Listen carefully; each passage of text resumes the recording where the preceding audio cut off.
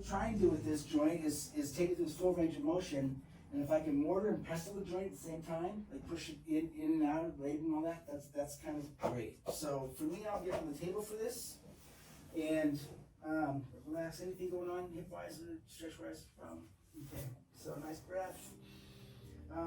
When they're face up, it's nice because you can see their face, and if they're a good client, they have tells, right? So I'm watching the face all the time.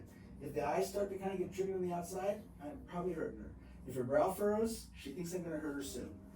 Regardless, the information's there, and I can stop what I'm doing when I see it versus here when she feels it, right? So I'm really trying to figure out where she's out in the stretch. So I don't even want to go into her full range of motion. I don't want to bore her. So it's this kind of weird thing, right in the middle. When I'm doing this, I make sure the entire time I have tension, okay? If I'm at all slack, she's bored and the joint is bored. But if I make sure as I come up, when I came up here, I pulled a little bit, so I created a tension. And then I'm lifting, I'm still kind of pulling up till I get in here. And then I drop in, and I still got this, I'm pushing with my hand here, and then I'm gonna come forward.